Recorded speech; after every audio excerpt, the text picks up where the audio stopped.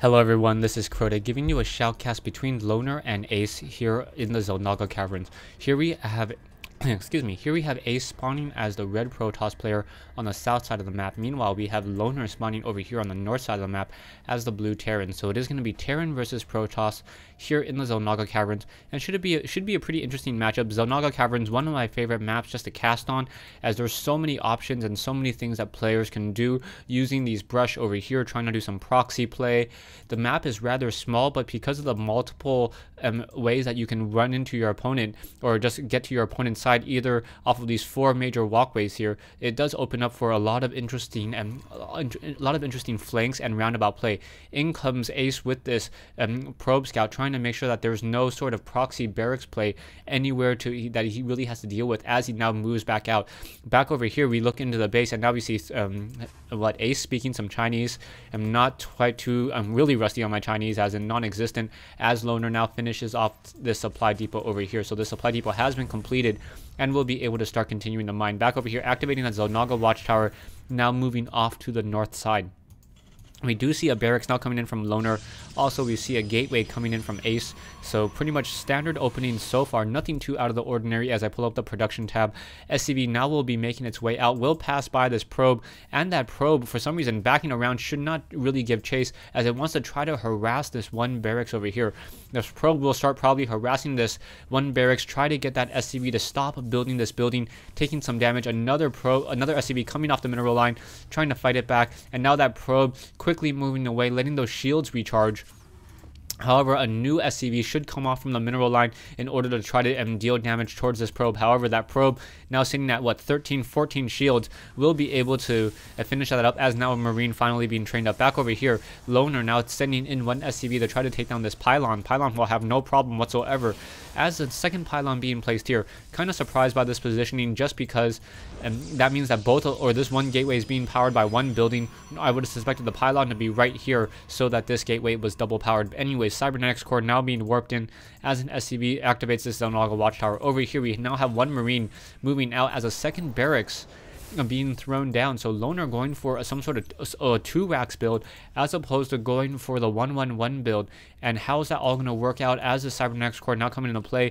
This Marine should probably do a little, this probe should probably do a little bit of scouting as this Marine walks around, tries to make sure that there's no sort of proxy pylon in this base to warp in some additional units. Back over here, we see this SCV in this base. And now chrono boosting that Stalker. I don't know if I quite agree with that chrono boosting of the Stalker. There was no tech lab on this building already, so he doesn't really need to chrono boost that Stalker.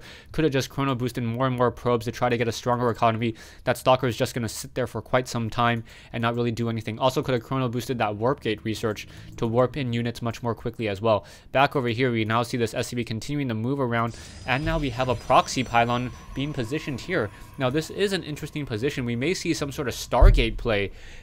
Normally this is not a typical position that you would see some sort of proxy Stargate, usually back over here, but Loner, being aware of that, may have decided that this would be a very, very bad location. So we'll see if a tech building comes in over here or if it's just going to be off of any warp gates. We do see a robotics facility now being warped in as well.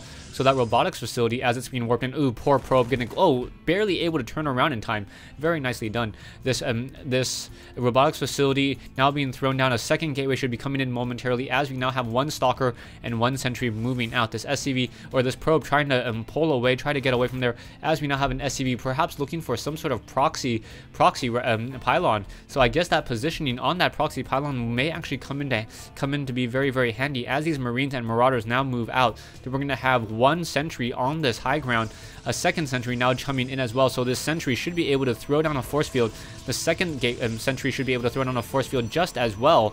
And then by the time those two force fields have been finished, the Sentry should be able to throw down one more. So this may come out to be a very, very effective build. And very nicely done. We'll be able to take down one Marine very, very easily there, as those Marines deciding to pull back. So looking at this Sentry, one Sentry down to 13, 15 energy, will be able to warp in another Sentry as well to try to protect this location, as an Immortal now joins this army. So it looks as though Ace will be able to macro up a decent sized army and now push out.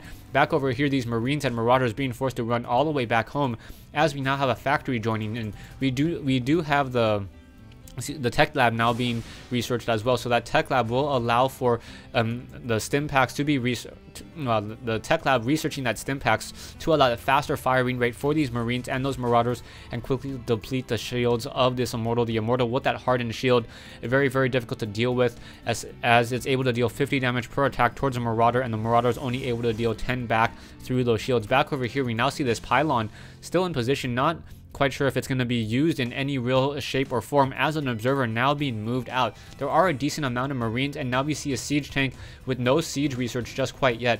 Loner continuing to train up more and more SCVs, would probably need another supply depot in just a moment, as he is almost supply locked, sitting at 62 over 67. Back over here, a lot of sentries and stalkers, as we now see a Nexus being thrown down by Ace. So Ace trying to do some sort of expansion play. We do see one observer now moving around, and Loner most likely does see that little flicker in the air, does not have enough energy to scan and shoot down that observer just quite yet. Back over here into the base, Ace seeing that there is a factory, and does see that siege tanks are being pulled out, and now going to see 2 SCVs now being pulled out, perhaps to try to throw down a command center over here. No, joining in on this fight in order to get some repairing onto that siege tank. Back over here, we have 2 Immortals. Those Immortals, however, may get taken down very, very easily by these Marines with that stim pack. So the Marines with that stim pack and then siege tank support may be able to deal significant enough damage. Back over here, more Stalkers now being warped in. So Stalkers, however, are not a decent counter towards these units, as long as you can get a force field off to split off this army, and very nicely done, splitting off a lot of this army over here. Should not be engaging with those Zealots or any of those range units there, trying to pull away. However, the army has already been significantly depleted. Another force field coming in. However, Loner doing a great job, able to just simply pull through this. A little bit more of a mismanaged play by Ace, as Ace is now just getting torn apart, but there should be enough reinforcements to really help in. More units being warped in as well. One siege tank trying to pull back, trying to deal that critical damage. Marines continuing to fire, and both sides will be taking a lot of losses. Down goes another Stalker there, as 1 Stalker and 1 Zealot is all that is left. These 3 Marines and 1 siege tank being forced to pull back. We do see 1 SCV coming over as well, as now there is an observer. The siege tank has finished being researched, and now this SCV is going to start repairing the siege tank, and that siege tank will be back up to full health in just a moment. Back over here, the army of Ace sitting at 375, production 1 Immortal and 2 additional gateways. So those 2 gateways need to warp in more and more units as well. Also warping in, I thought I saw units being warped in, but no, that was the chrono boost on these in order to try to be able to warp in more units. Are we going to get some Stalkers or Sentries? Not 100% sure. As more Marines, and it looks as though that SCV being going back to work over here will be able to start mining once again. 1 observer sitting over here, 1 or 3 siege tanks, a couple Marines, and a couple Marines and Marauders joining in on this fight. So will we have any sort of pressure is the key question.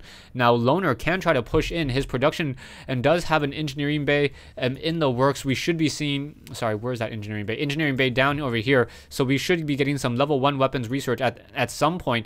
Ace, taking a look at the harvester count, is 37 compared to 35. However, Loner with a stronger economy just because of those mules, able to call down and get even more and more mules. Loner now deciding to sit back up in his base a little bit more, throwing down a missile turret, and that missile turret will be able to take down this observer in just a moment. No, observer deciding to pull out, will not get shot down.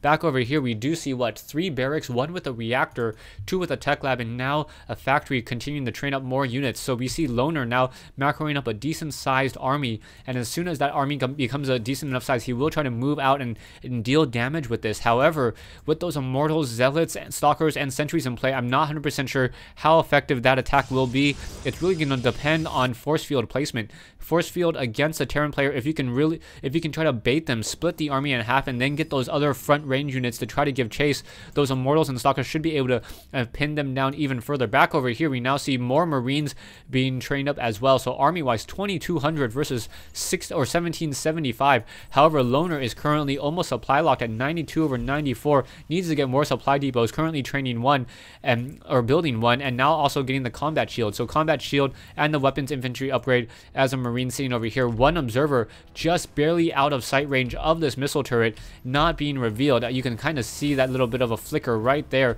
as that unit is there. Still nothing being used at this pylon. as both sides continue to macro up, we do see Ace now getting the Psionic Storm ability for those High Templars. We should be seeing some High Templars warping in just a moment as well.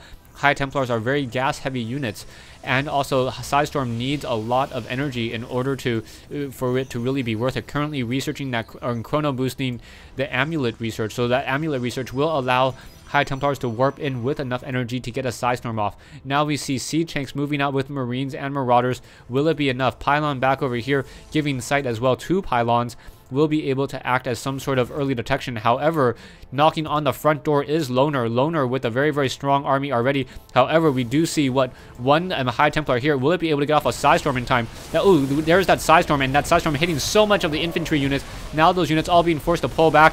Those Immortals not even turning around, not even firing. So that was a little bit of a mistake there. As more and more of these units are getting picked off, down goes one of those High Templars. And Ace, wow, just getting torn apart there. Siege Tanks, that force field acting as a decent wall now, and without any medevacs, all of these units will be constantly in low hit point. However, Zealots and High Templars may be able to get off some critical Psystorms. Will it be enough? Not 100% sure. Add those units trying to pull back once again, and those Siege Tanks now purposely focusing their damage onto that High Templar over here. So those High Templars are very, very low. One already down to 2 hit points, and that is going to be a very, very bad sign. Siege Tanks continuing to just slowly push through, and Ace now just going to get torn apart here by this well-timed push by Loner. Loner taking his time and building up a decent-sized army, and then moving out with 6 Siege Tanks or 7 Siege Tanks, Marines, Marauders, Hellions, and even without those medevacs, dealing such significant damage over here. More Psystorm coming in. Psystorm's coming across all the way, and now in comes one Immortal. Immortal trying to fight back, trying to get within that 0 distance. However, all these Siege Tanks, a lot of them are low on hit points, but the army is just going to be too much, as these units are not going to be able to be warped in. Trying to warp in more and more units. We do see another Immortal here, and yeah, an Ace just sitting on 2,000 minerals, not using the chrono boost on any of these warp gates to try to get a decent defense. Chrono boosting one or two sentries to try to block this path, and then getting a lot of Zealots with that leg upgrade, and which we did see the charge upgrade, but not enough.